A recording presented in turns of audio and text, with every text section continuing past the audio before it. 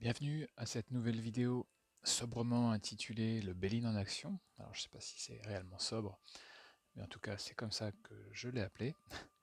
Alors, si vous n'avez pas encore peut-être regardé les vidéos précédentes, l'idée c'est de faire un tirage euh, sur une personnalité en utilisant un tirage préconisé par Serge Pirotte, dont vous pourrez trouver le livre sur Amazon, donc édité par Amazon, c'est pour ça que je ne vous renvoie pas vers une librairie, vous ne le trouverez pas ailleurs.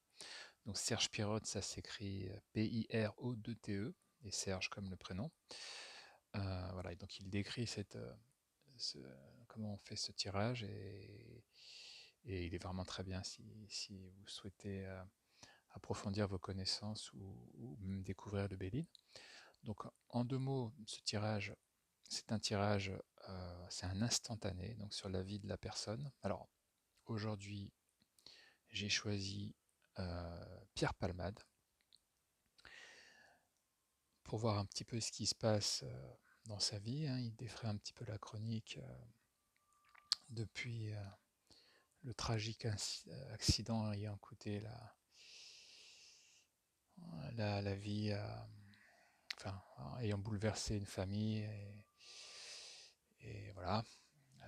Donc pour mémoire, il était comment dire, il était drogué. Bref, on va pas revenir là-dessus. L'idée, c'est pas tellement de faire son procès. Je pense que d'autres se chargeront de le faire, mais plutôt de voir justement comment aujourd'hui il vit cette situation, son état d'esprit, etc.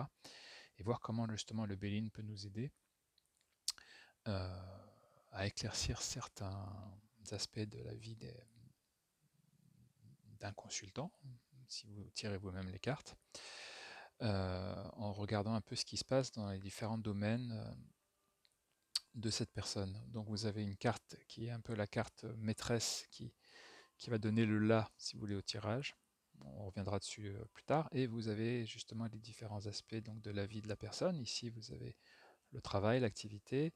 Là, les finances, les possessions. Ici, le sentimental, on va dire. Là, le spirituel ou l'état d'esprit, le psychologique, etc. Là, la famille et les proches. Donc, comme d'habitude, je vais tricher un petit peu et je vais retourner les cartes, pardon, comme je suis un peu magicien d'un claquement de doigts. Voici donc le tirage que l'on va tenter de décrypter avec plusieurs choses intéressantes. On va commencer donc par la carte de synthèse qui donne un peu donc la tonalité du tirage. Et qu'est-ce que l'on voit? On voit la carte associée donc à Vénus et intitulée Amor, donc amour, le sentiment amoureux essentiellement. Donc il est ici question donc de sentiments. Alors est-ce que on peut considérer que Pierre Palmade baigne dans la joie et l'amour, etc. Je ne pense pas, compte tenu du contexte que l'on verra un peu plus bas, mais plutôt, en tout cas c'est mon sentiment, qu'il se noie justement dans ce que on peut appeler l'amour, mais qui a priori n'en est pas, pour peut-être échapper à une réalité beaucoup plus sombre. Bon, ça c'est mon interprétation, on verra si les cartes disent la même chose. Donc si on commence par justement son activité, on voit deux cartes intéressantes. Vous avez le cloître et ensuite la paix. Alors le cloître, c'est l'endroit où on se réfugie, où on est caché. C'est un petit peu, je dirais, l'actualité de Pierre Palmade, c'est-à-dire qu'on parle beaucoup de lui, mais c'est pas lui qui fait, enfin, c'est pas exactement lui qui est sur le devant de la scène, c'est plutôt son actualité à travers un peu le prisme de l'accident et, euh, et de ce qu'il a fait. Et donc, ce que l'on voit, c'est que effectivement, il se cache et finalement, on ne le voit plus. En tout cas, plus dans les médias ou dans les réseaux, sur les réseaux, pardon. Et ce qu'on associe, enfin ce qui est la carte qui vient après le cloître, donc cet endroit où on peut s'échapper pour retrouver, on va dire, un peu la paix et la sérénité, c'est justement la paix qui permet justement d'enterrer la hache de guerre, comme on peut voir ici, ou qui simplement voilà, donne une respiration un peu dans sa vie. Euh, donc, ce que nous disent ces deux cartes, simplement, c'est qu'aujourd'hui, bah, son activité, de toute façon, je pense il aurait un peu de mal à se produire compte tenu des circonstances et peut-être aussi de son état psychologique. Donc, peut-être qu'on peut imaginer déjà dans un premier temps qu'il est sorti un petit peu de scène, qu'il n'est plus visible, et que justement, c'est peut-être aussi le prétexte pour comment dire, pour pour les sentiments, vivre sa vie, cette vie qui lui permet peut-être de résister, de tenir, qui est noyé un petit peu dans, voilà, dans l'amour. Alors on sait que bon, il était adepte des soirées chemsex, donc bon, je ne sais pas exactement s'il y a un rapport ici, mais compte tenu du contexte, on peut s'interroger sans pour autant affirmer que ce soit bien le cas. Ici, qu'est-ce qu'on a? On a ses possessions, son argent. Alors, ce qui est intéressant finalement, c'est que donc là, ici, on voit que son activité est à l'arrêt, euh, en tout cas son activité d'humoriste, puisque effectivement compliqué pour lui de se produire. En revanche, au niveau de ses possessions, alors il y a quelque chose d'intéressant, c'est que on a quoi? On a deux cartes, le départ et élévation. Alors le départ, comme son nom l'indique, puisqu'il s'agit de possession, on peut imaginer qu'il y a un mouvement. Avec le départ, il y a forcément un mouvement. On part d'un endroit. Alors pourquoi on part? Parce que bon, vous voyez, ça ressemble d'ailleurs un petit peu à la carte fertilité. On a des montagnes qui ont l'air assez peu, enfin qui sont plus ou moins nues. Bon, il y a un petit peu de vert, mais on ne peut pas dire que ce soit des montagnes très, très accueillantes. Donc on part de ces montagnes. Et où va-t-on? On va justement trouver finalement comment dire, on va se poser sur une pyramide. Alors, élévation, l'idée d'élévation, c'est qu'il y a une idée quelque part que vous, vous grimpez, vous arrivez à un endroit qui est, enfin, vous arrivez à une situation qui est meilleure que celle du départ. Donc, le lien entre les deux est intéressant, puisqu'il s'agit donc de possession et par extension, on peut imaginer d'argent. On peut imaginer que qu'il y a des flux en tout cas, peut-être que compte tenu du contexte, son argent, alors je ne sais pas s'il est riche, très riche ou, ou peu importe, mais en tout cas il y a des mouvements et des mouvements vers quelque chose qui pour lui sont des mouvements plus, enfin, qui apportent plus de sécurité. Alors pourquoi plus de sécurité? C'est que la pyramide, elle est parfaite. C'est une pyramide, voilà.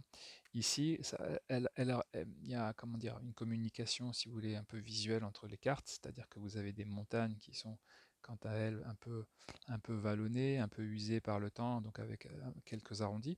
Et là, vous retrouvez quelque chose qui a l'air, si vous voulez, ça pourrait être, on peut passer de quelque chose de propre, j'allais dire, mais de neuf, vous voyez, tout est bien nickel, tout est droit, à quelque chose qui était un peu, comment dire, avec des courbes, enfin, un peu usé. Donc, on part de cet endroit pour arriver à celui-là. Donc, on peut imaginer que au niveau de ses finances, il optimise, il déplace. Peut-être reçoit-il aussi, on ne sait pas, on peut envisager ça aussi par rapport au contexte, mais des fonds, peut-être pour.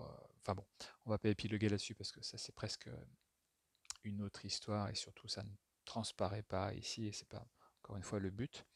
Mais en tout cas, il y a du mouvement et c'est du mouvement qui pour lui est positif au niveau de ses possessions.